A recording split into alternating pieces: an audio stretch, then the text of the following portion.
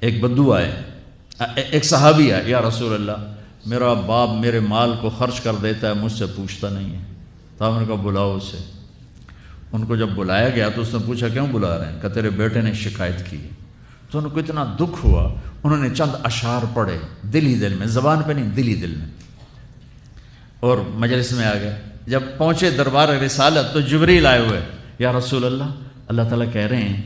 اس کا مسئلہ بعد میں سنیں، اس سے کہیں وہ شعر سنا جو تو نے بیٹے کے گلے میں کہے ہیں، اور اب تیری زبان سے ادا نہیں ہوئے پر تیرے اللہ نے سنے۔ تو آپ نے اس سے فرمایا اچھا بھائی تیری گل تو میں بعد سنوں گا، تو پہلے میں نے شعر سنا۔ انہوں نے کہا اشہد انک رسول اللہ، میں گواہی دیتا ہوں آپ اللہ کے رسول ہیں۔ یا رسول اللہ میں نے دکھ میں چند اشعار زبان سے نہیں دل ہی دل میں دہرائے تھے، اور آپ کے رب نے عرشوں پہ سنا، واقعی آپ کا رب بھی سچا اور آپ بھی سچے۔ آپ نے کہا کیا کہا تھا؟ غدوک مولودا ومنتک یافعا تعل بما اجنی علیک وتنہل واذا ذاقتک بالسقم لم ابت لسقمک الا ساہرا اتململ کأنی انا المتروک دونک بالذی ترکت به عینی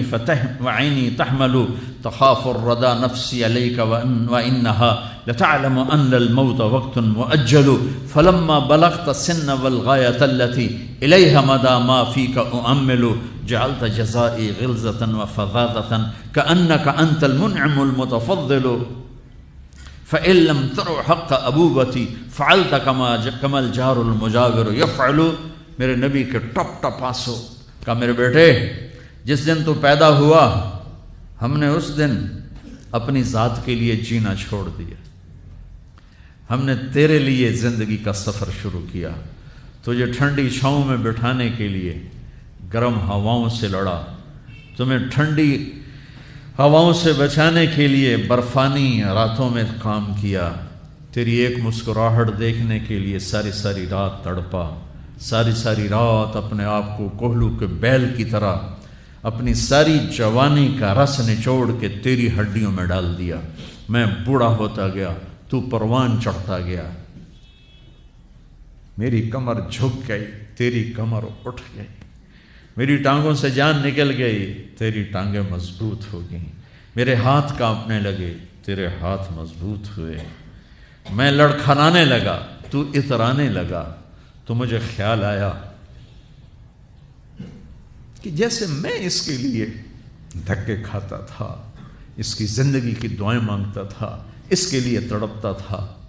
چلو آج میرا یہ سہارا بنے گا۔ لیکن جب تجھ میں جوانی کی لہر دوڑی اور مجھے بڑھاپے نے کھا لیا، جب جوانی میں تجھ میں رنگ بھرا اور بڑھاپے نے میرے رنگ چھین لیے، جب جوانی نے تجھے سیدھا کیا، بڑھاپے نے مجھے ٹیڑھا کر دیا، کمر جھکا دی، تو ایک دم تو مجھے ایسے گھور کے دیکھنے لگا، تیری آنکھیں ماتھے پہ چڑھ گئیں اور تو مجھے یوں دیکھنے لگا جیسے میں نوکر ہوں، تو باپ، تو مالک۔ تو میں نے اپنی 30 سالہ زندگی کو جھٹلا دیا کہ ہاں میں باپ نہیں ہوں، میں نوکر ہوں، یہ میرا سردار ہے، اگر یہ بیٹا ہوتا تو یوں تو نہ کرتا۔ اس نے میری راتوں کے تڑپنے کو بھلایا، میرے گرمی سردی سے لڑنے کو بھلایا، کولو کے بیل کی طرح میرے چکر کاٹنے کو بھلایا، اپنی خوشیوں کو دفن کر دیا اپنے سینے میں، قبرستان بنا دیا اپنے سینے کو، اپنی خواہشات کا اور اپنی خوشیوں کا، اور آج تو مجھ سے ایسے بات کرتا ہے جیسے میں نوکر ہوں اور تو میرا آقا ہے۔ اچھا میرے بیٹے، میں نوکر سہی، تو سب، پر میں تیرا پڑوسی تو ہوں، بندہ پڑوسی سے پوچھ ہی لیتا ہے کیا حال ہے، کوئی ضرورت تو نہیں، اتنا ہی پوچھ لیتے۔ دیکھو میں آج رو رہا ہوں، یہ بڑے دردناک اشعار ہیں، میری اردو میں اتنی وسعت نہیں ہے کہ میں ان اشعار کا درد سمجھ سکوں اردو کے الفاظ میں، لیکن اتنا بتاتا ہوں کہ میرے نبی روتے روتے ہچکی لگ گئی، اتنا روئے، اور آپ نے اس بچے کے گریبان کو یہاں سے پکڑ کر دفع ہو جا، میری نظروں سے دور ہو جا، انت و مالک لابیک، تیرا سب کچھ تیرے باپ کا ہے، یہی باپ آج تمہارے ہاتھوں ذلیل ہو رہے ہیں۔